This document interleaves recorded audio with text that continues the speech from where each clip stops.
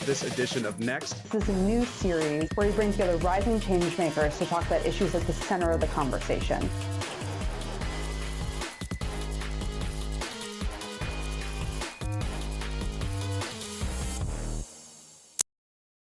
Hello, and welcome to Next on Washington Post Live, where we take a closer look at rising changemakers. I'm Dave Jorgenson, senior video reporter and TikTok guy here at the Post. My guest today is the youngest winner of Thrasher Magazine's Skater of the Year award, a recognition he's won twice. Tyshawn Jones joins me now to talk about his journey from skateboarder to entrepreneur. Tyshawn, welcome to Washington Post Live. Hey, how you doing? Thanks for having me. Good. Thanks for being on here. I heard that you're coming live from are you in the Supreme headquarters? Are you there right now? Where are you at? Yeah, I'm in the Supreme office. I love it. I think I'm not the only person that's really jealous of you right now, and that deal you have with them, which we'll get to all that later. But first, you are the reigning Thrasher Skater of the Year. 2022 was your second time winning this title, and you won back in 2018, making you the first Black skater to win and also the first New Yorker to win. Which of these first was more surprising to you? That's a good question. Probably the first from New York. Yeah, East Coast.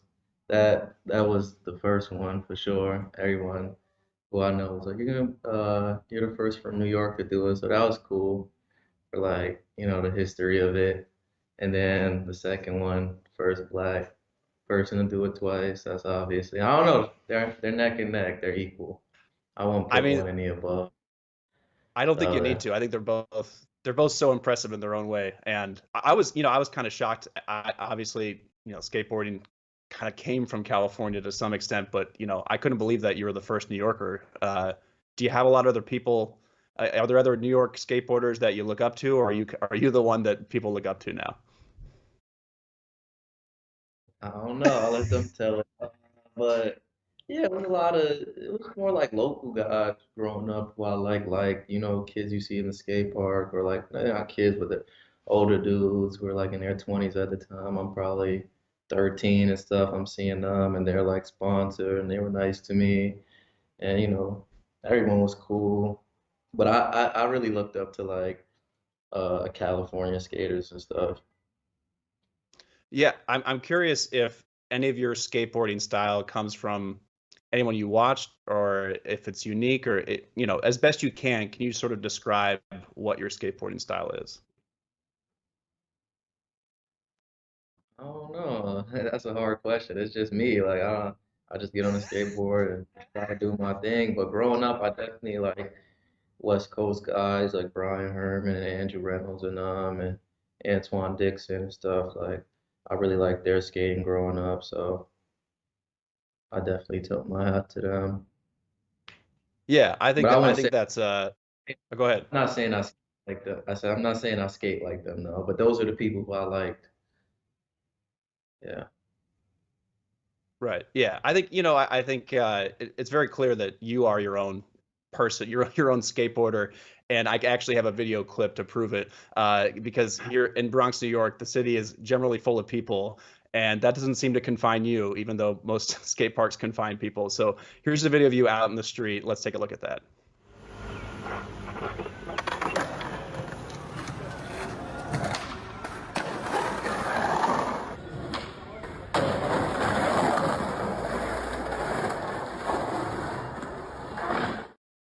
Okay, so first of all, how difficult is it to skate in New York or any city with all these people around? I look at that and go, how is he avoiding them? I couldn't even avoid them if I was playing Tony Hawk skateboarder. Somehow you're weaving in and out of them.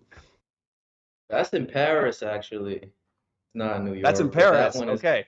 Yeah, it was in Paris. I was just out there like a week and a half, 2 weeks ago.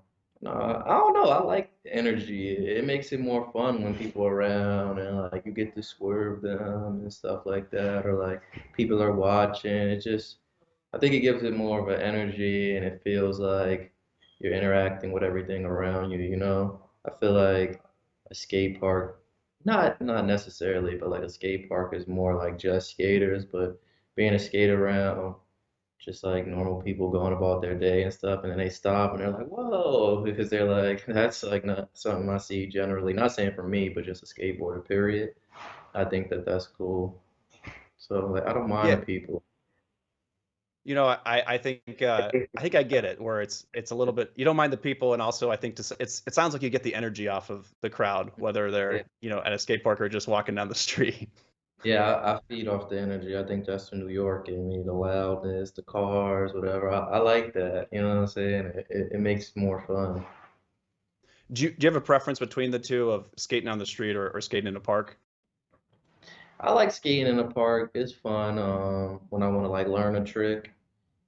But I really like just skating in the street, you know what I'm saying? Because that's where it counts the most. But parks are cool too.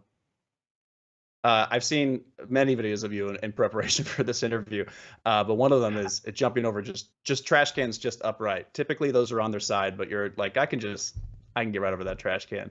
Why how, is that something you've just always been able to do? I mean, again, it's like I'm watching a video game when I watch the clips of you. Is that just does that come naturally? I don't even know how the trash can thing came about. Like, I'm trying to like, you asked me that, and the first thing that came to my mind was like, when did I first start skating trash can? I don't know. Like, I don't know. Maybe I think it was just there one day and pulled it out and just started skating. And yeah, but I like trash cans. They fun, but I don't want to skate them no more because I don't want to be a one-trick pony. You know what I mean? But Yeah. I think they ran their course, but it was fun. I still Well, skated for fun. I don't think I would film on it. right. Yeah, like if you see a French trash can too, especially a couple weeks ago, I'm sure you're jumping over that too. You said you're not a one trick pony, and that's very clear. Because we live in this influencer culture where brand ambassadors they get paid for promoting items on their social media that they got for free, and then you're gaining popularity. So you have all these different things that you're doing all at once. But I also read that sometimes in the past or maybe currently you still turn down free skateboards. Tell me about that and why you're sometimes turning those down. Free skateboards? Yeah, that's what I read. Maybe I'm wrong. I never heard that one. I mean, I got my own skateboard thing, so they are free essentially. Well, I gotta pay for it, you know. Nah, I mean, I don't know. I don't know. Maybe in the past I've turned on a free skateboard. Yeah, that's fair. I mean, listen, like I said, you have so much going on. I don't even know where I'd begin in whatever is coming your way, including probably a lot of free skateboarders. But one of the things going on, like we said, you're in the Supreme offices right now. You have worked with Supreme, Adidas. Now you have your own brand, King. There's a lot of those boards. They have like MLK Jr. They've got Michael Jackson on them. I'm kind of sensing a theme here. Can you tell me a little bit of the story behind your brand and the decisions going into what goes on the boards and things like that? Um, yeah, so King to me is just like it's not like I think some people are taken aback by the name because they're like King. They might think that like it's like an ego thing or nothing, but I think like King is like an endearing term, and it's like I call my friends yo King, or I think my mom's a king, or your mom's a king. They carried us in their stomach for 9 months. King, anyone could be a king, so. I just like that word, and I think it resonated just like with me and all my friends, and like it's a word we use, and I was like it'd be cool to name something king, and for the first graphic we wanted to use Manson moves, so it was an ancient king, obviously like ancient black king, and then Zach, another friend of mine, he got a Midas deck, which is a king, and Knox's board is the universal flag, which is a flag that he was raised with. So,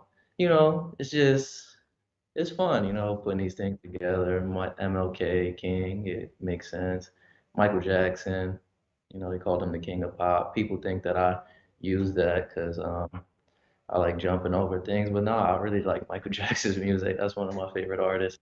And I thought like the photo of him was cool with the crown and everything. So yeah, but yeah, so. Yeah, I dig it. I'm aspirationally now. I want to see if I just want to be called king. I think between that and boss, those are the words. If someone says king or boss to me, I'm like, oh, I've done something right here.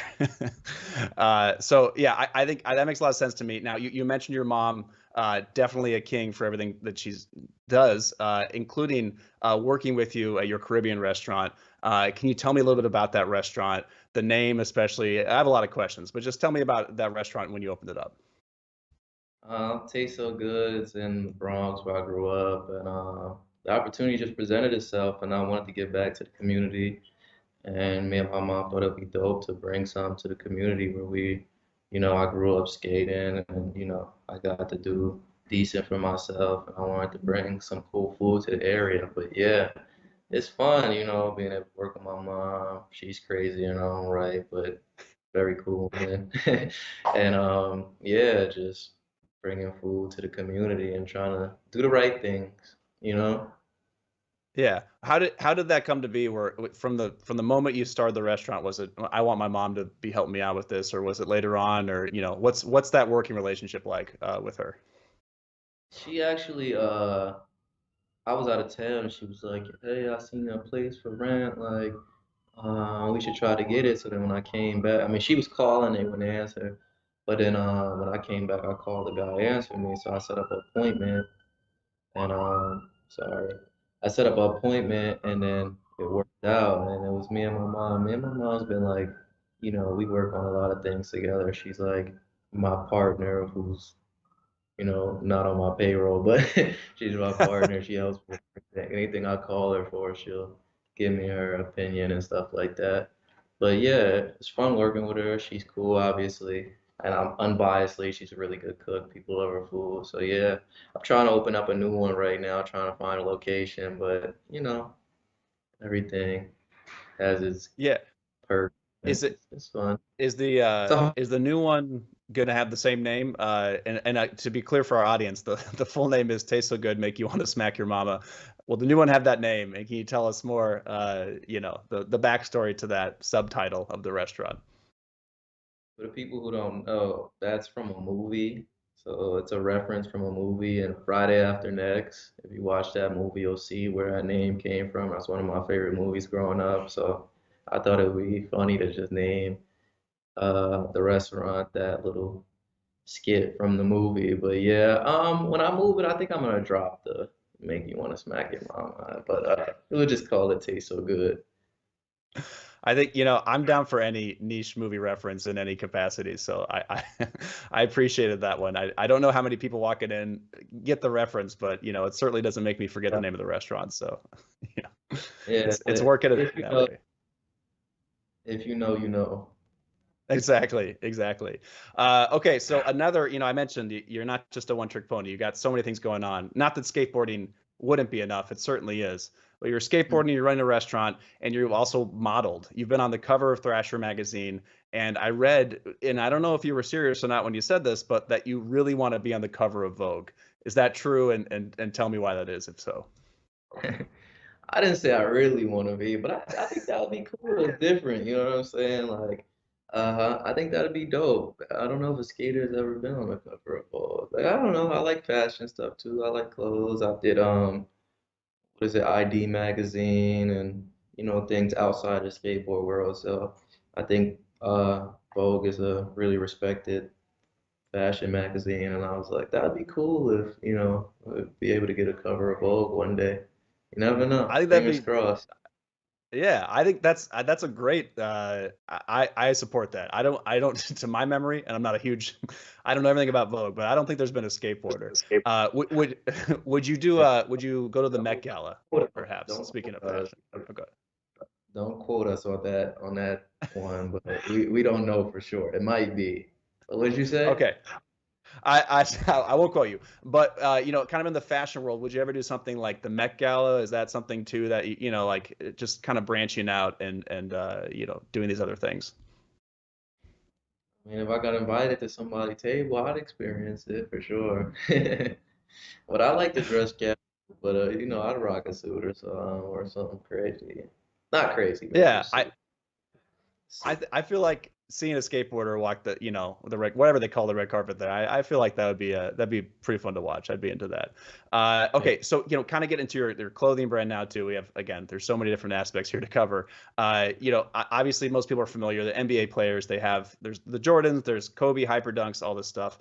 Despite being a different sport, why was it important for you to have your own shoe in skateboarding?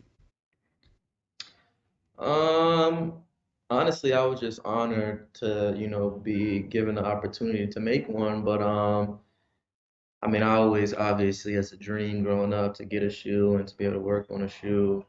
And when Adidas presented it that I would be able to get one and make one, I was obviously ecstatic.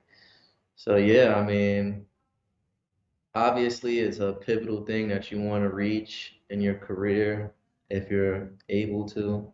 So I'm just blessed that, I was able to be able to make two shoes at this point. So yeah, I'm really excited about that. And we just So remastered the shoe and changed it up a little bit. It's the same shoe, but we made it a little bit better. So I'm excited about that too. is that shoe out now, coming out, or what's It the plan for actually that one? came out. I think they just launched it today, actually. So yeah, if you're watching That's this, go get good it. timing.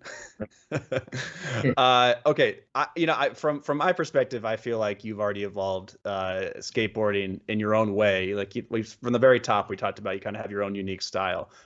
Do you feel like there is a next evolution for skateboarding? Where do you see skateboarding as a sport going in the future?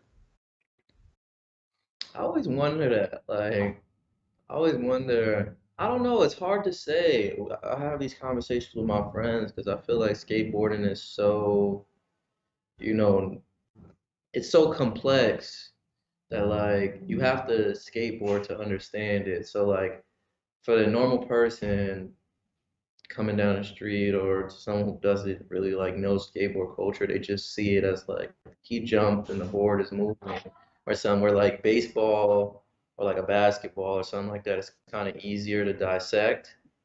So I Mhm. wonder if it ever reach that real mainstream level where, you know what I'm saying? Because skateboarding is kick Right. flips, ollie, straight flip, like you have to skateboard to understand what any of that really means. Everyone knows what maybe like a ollie is or whatever. So, but like the average mind could wrap their heads around like throwing a ball in a hoop or hitting a ball with a bat. You know what I'm saying? And I'm not downplaying those Mhm. sports, but I'm just saying it's a little bit more, and Yeah. skateboarding is a solo thing. It's not really like a team.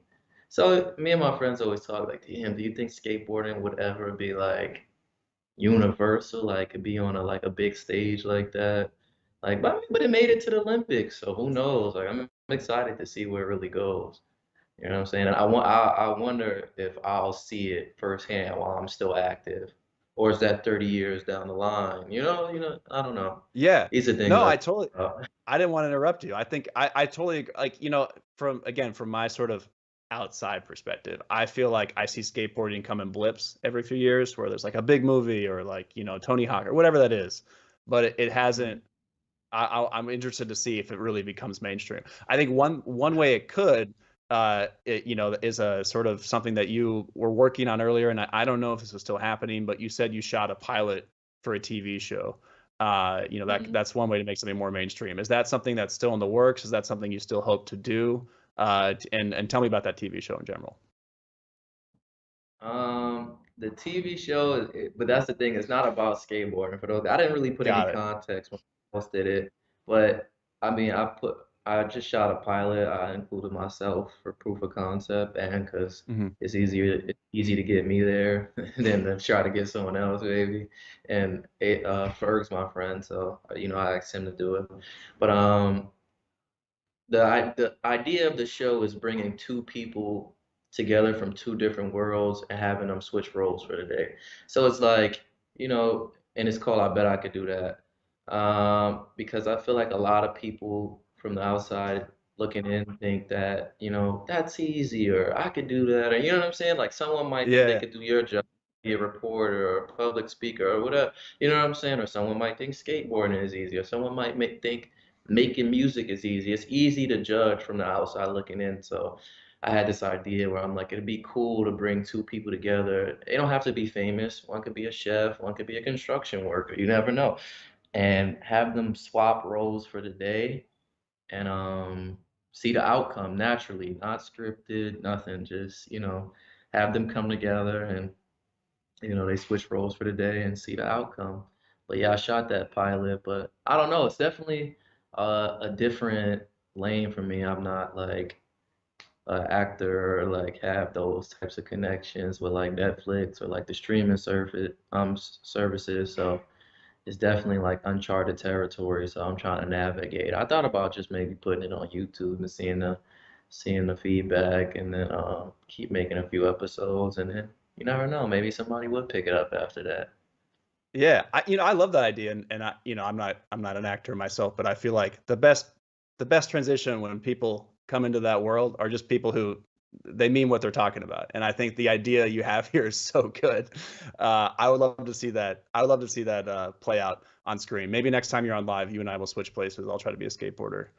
You can be a reporter. I think you're going to be much better than I am. I The won't role be in swap. I won't be in every episode. I was just in the first one. It'll be different people every time. Okay, okay. All right. I want Well, I hope it happens.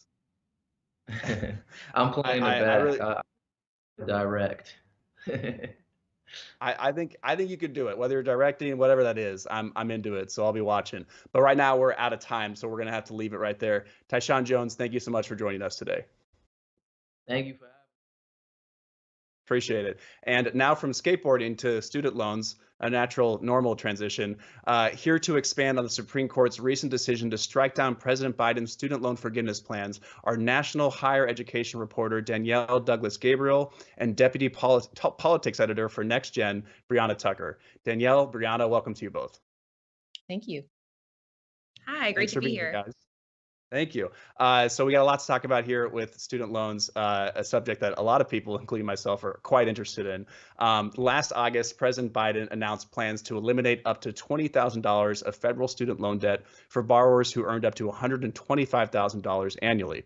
Danielle, can you very briefly explain why did the Supreme Court take issue with this plan? So, shortly after the president announced the plan, there were myriad legal challenges. Two of them actually made it all the way to the Supreme Court on the premise that the president did not have the authority to unilaterally enact such a sweeping and expensive plan without congressional support. The Supreme Court agreed. They struck down the program on the basis that this was far beyond what Congress had intended with the authority, the law that he used in order to move this program forward. And so now the president has to start from scratch. This isn't dead. There is a second option that is moving forward, but that will likely face legal challenges as well. And Danielle, you reported on the reactions from a lot of young people who were affected by this ruling. How are they feeling in the immediate aftermath? A lot of people are disappointed. I think there were some people who expected that this was going to be the outcome given the conservative nature of the majority of the court. Also, just kind of given the amount of rancor that I think is sprung up in the wake of the president's policy, while there were many people who were very supportive of it, really wanting to see folks who have loans, and not just young people. There are a lot of people who are middle aged who also have loans from their own education or their children, but get some kind of relief. But it became a really divisive issue, and so I think people expected that this was going to go down the way that it did. Yeah, my other job with the Post, making TikToks, I found that this subject is one of the most, if not the most important issue to our relatively young audience. So with that, Brianna, Democratic lawmakers said the issue of student debt is important for bringing young voters to the polls to support Biden in the 2024 presidential election. Do you think his chances at a second term could be in jeopardy because of the ruling?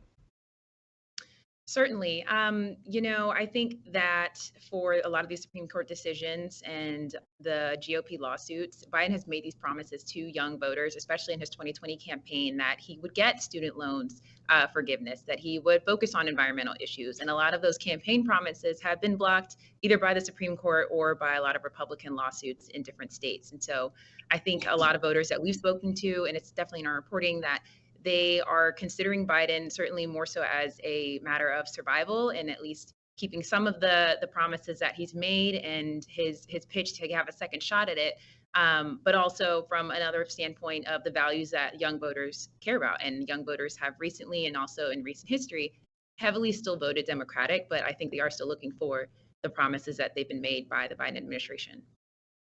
So Danielle, this promise that Biden very much wants to keep of student loan forgiveness, how is he able to achieve it outside of the debt relief plan? So there is a federal process called negotiated rulemaking, whereby you convene experts in the field in order to come up with a draft proposal. Then there's a public comment period, and then after that, the rulemaking is finalized and the regulation comes to fruition. This is a lengthier process than what the president had originally envisioned, and I think that's a part of the reason why he did not do this to begin with. This is also predicated on a completely different authority than what the president put forth before. Before, he was using a statute that actually dates back to 9/11 that gave the education secretary some powers to kind of modify student loans. The court struck that down. So now the president is using the Higher Education Act. Now, the Higher Education Act actually supports most of the federal policy around higher education, other debt relief programs, and such. So there are people who think that this might be a stronger path for the president, but there are equally others, a number of others, who say that this will likely meet the exact same fate because legal challenges are brewing already, even though the negotiated rulemaking is just at its beginning stages. So, the president says he's not going to give up the fight, but it's not an easy fight at all. Is this Danielle? Is this a fight that based just total guessing? Do you feel like it's going to be going on for a long time, even if Biden were reelected? Is this something that's going to drag out a while, or is this something that might be resolved within the next year? I could foresee with if there are legal challenges, valid ones that do make it to the Supreme Court, or who do make it to just the basic levels of the court, that this could be dragged out for a long time. The negotiated rulemaking at its earliest, that probably wouldn't wrap up until late next year. And once we have that, I imagine the lawsuits are going to flood in. And the legal system is not exactly the fastest in this country. So I could see, if Biden is elected, that this would drag into the next term. Brianna, we were talking earlier about how this is obviously quite prevalent to younger people who generally vote Democratic. Wow, but how does this cut across different generations, young and old? Is this an issue that is important to everyone? Well, it's really not as unpopular as many may think. I think when it comes to the actual decision of the Supreme Court, which is about whether Biden actually has the power to forgive student loans unilaterally, that is different than the public opinion about whether or not his plan is a good idea. And his plan actually, in recent polling, has showed that it was pretty split. 43% in a Reuters Ipsos poll thought that it was a good idea, and 41% thought it was not. But I have had a lot of reporters, and a lot of our work that we've been doing so far shows that there is this, discussion or debate about having a cycle of student loans.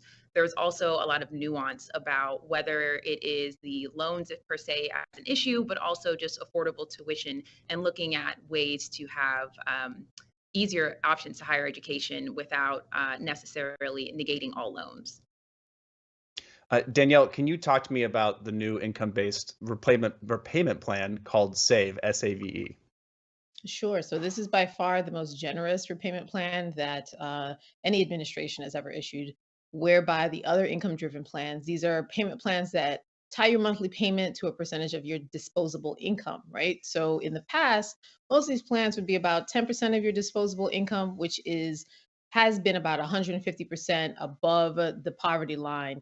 This new plan puts it at 225% above the poverty line. So more of the income that you make is protected from the calculation that sets your monthly rate. In addition to that, if you have loans that are under $12,000 and it's just for your undergraduate degree, you can get loan forgiveness after 10 years of making qualifying payments through this plan, whereas before it would be 20 years. So that's a huge difference. And you would be paying 5% of your discretionary income as opposed to 10%. For folks who have graduate loans, and keep in mind, a lot of the debt that exists right now in the federal portfolio are for graduate programs. For those folks, it would be about 10% of their discretionary income at that 225 above poverty line level. But it would also, if you have undergrad and grad loans, which many people do, it would be a weighted average between the 5 and 10%. So still far more generous than what's available to folks right now. The plan doesn't go into place until doesn't isn't fully implemented until July of next year. However, there are pieces of the plan, especially that the 225% above the poverty line bit, which is really important for a lot of people. That goes into effect this year. So worth getting to call your servicer if you have student loans, learn a bit more about this plan. Also, figure out if this is not the right one for you, depending on your financial situation. See what else is available for you because payments are coming due in October. And I think there are a lot of people who have not looked at their account in a very long time. It can be scary to look at your bank account or any account, so I sympathize with those people. Oh, yeah. Yeah. Uh, Brianna, kind of taking a step back and addressing the Supreme Court again, trust in the Supreme Court to do the right thing has decreased significantly over recent years. Talk to us about how young people view the court and whether this decision will impact how young people regard the court moving forward.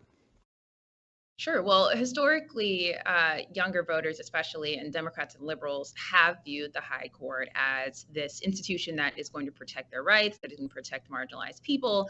But I think as we've seen the court be remade by Republicans, we've seen now a conservative 6-3 majority. There's a lot of concern about whether or not conservative activists or conservative, voters will have influence in how the court is making these decisions. And I think a lot of these, especially how it's played out with affirmative action, student loans, the EPA, we're starting to see how the court is having a major impact on a lot of voters. And a lot of voters that we've spoken to in our reporting are also showing that they're taking these decisions to the ballot. They're thinking about how they're going to vote in 2024, not just because of these decisions, but also how they can protect the rights and the values and issues that are important to them in the future.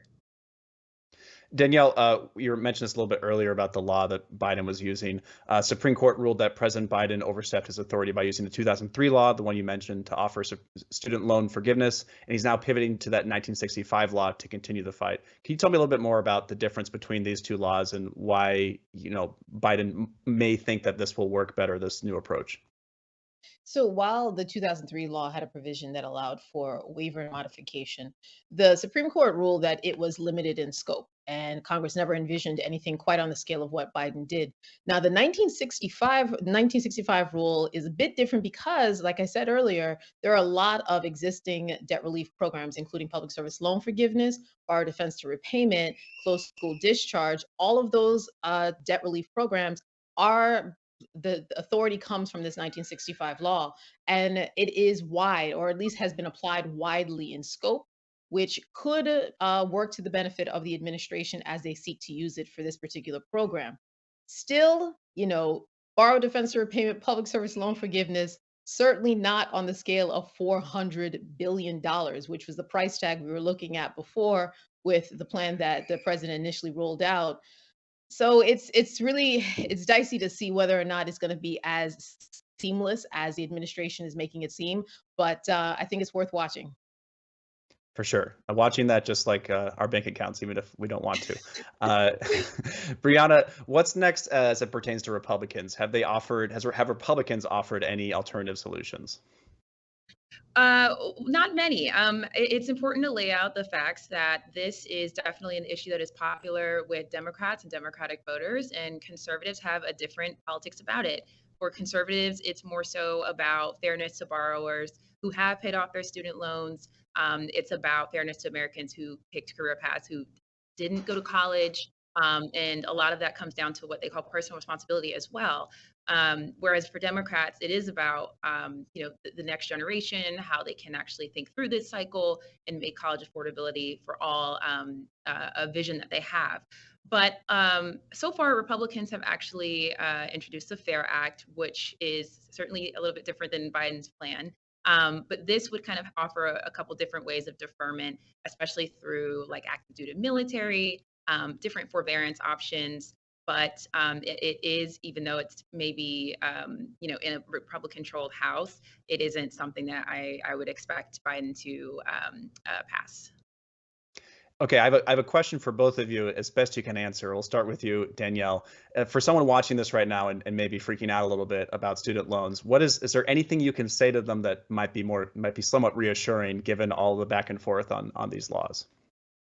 Well, I would say this much, given the repayment plan landscape, it is a better time now to start repay your loans than it would have been, say, a year or two ago. There are a lot more generous options that are a lot more flexible depending on what your income is. And I think the other thing that we didn't really mention, but even though this forgiveness plan didn't go through, there are other policies at play that the administration has been successful in implementing. The waiver on public service loan forgiveness helped millions of people get their loans forgiven. So they're not going to have to worry about is when repayments start. There's another thing called income driven repayment account adjustment.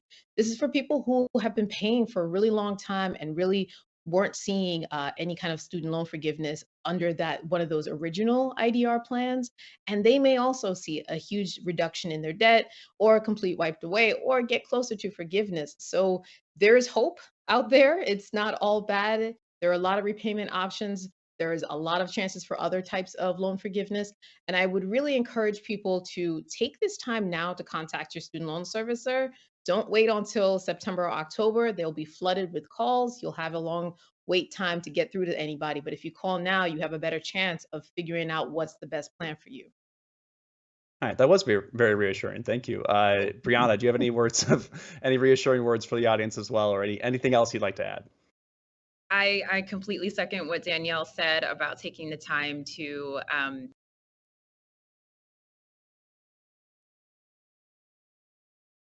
updates.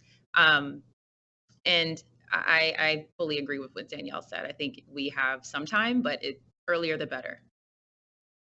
Wonderful. And thanks to all of you for watching. We are just out of time. Danielle and Brianna, thank you both for joining me on Washington Post Live. Thanks for Thank having you. us. Again, thanks for watching, and check out what interviews we have coming up. Please head to WashingtonPostLive.com to register and find more information about our upcoming programs. I'm Dave Jorgenson, and thank you for joining us on Washington Post Live.